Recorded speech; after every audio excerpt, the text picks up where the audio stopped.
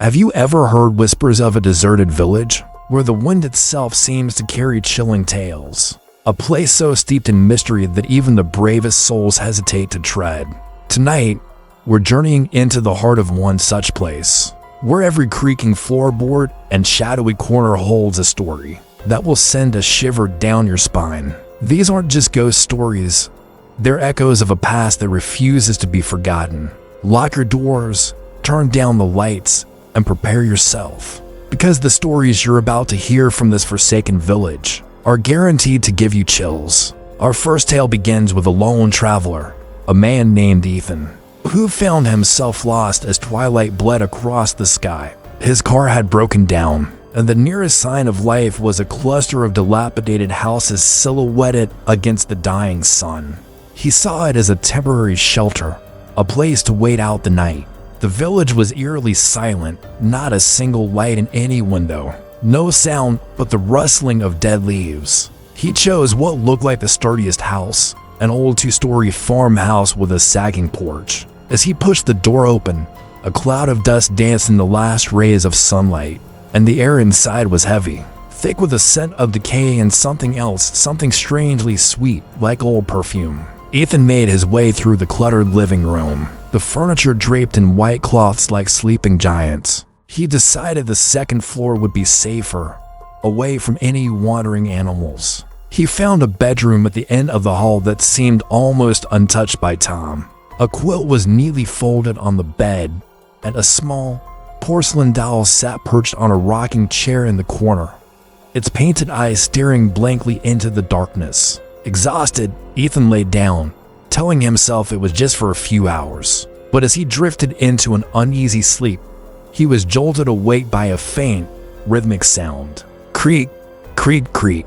His heart pounded in his chest. The sound was coming from inside the room. Slowly, he sat up, and his eyes darted to the corner. The rocking chair was moving back and forth, all on its own, and the doll, he could have sworn its head was now tilted slightly to the side, its painted smile seeming wider, more sinister in the moonlight. Frozen in terror, Ethan couldn't scream. He just stared as the chair continued its ghostly rhythm. Then, a soft, childlike giggle echoed through the silent house. It was a sound that didn't belong, a sound of life in a place of death. That was all it took. He scrambled out of the bed, stumbling over his own feet as he fled the room, the house, and the village itself. He didn't look back, not even once. He ran until his lungs burned and the village was a distant memory. To this day, Ethan can't explain what happened. Was it a draft? His imagination? Or was he a guest in a room where a long-departed child still came to play?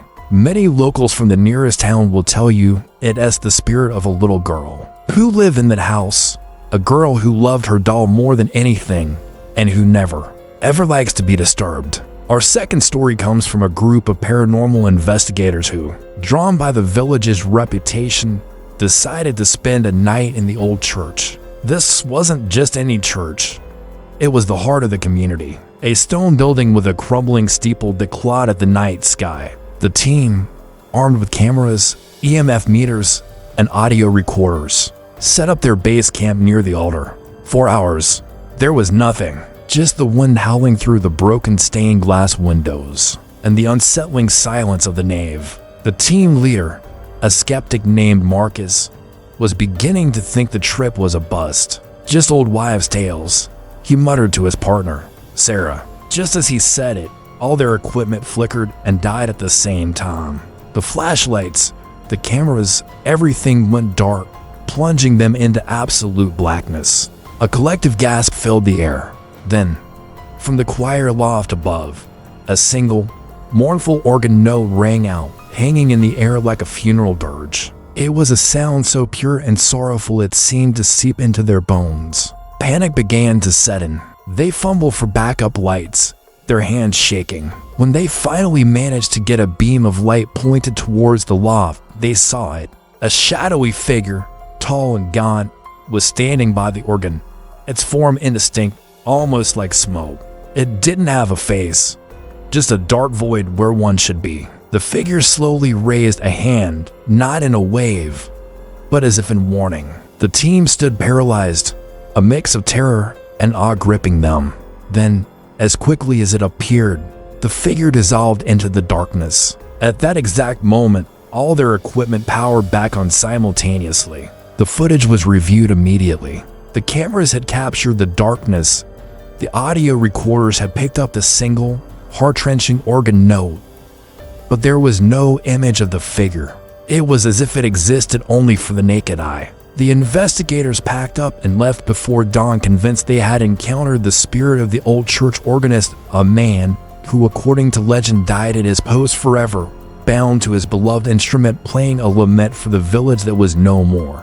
Our final story is perhaps the most unsettling. It doesn't involve a single ghost or a fleeting apparition, but a feeling of being watched, judged, and ultimately unwelcome.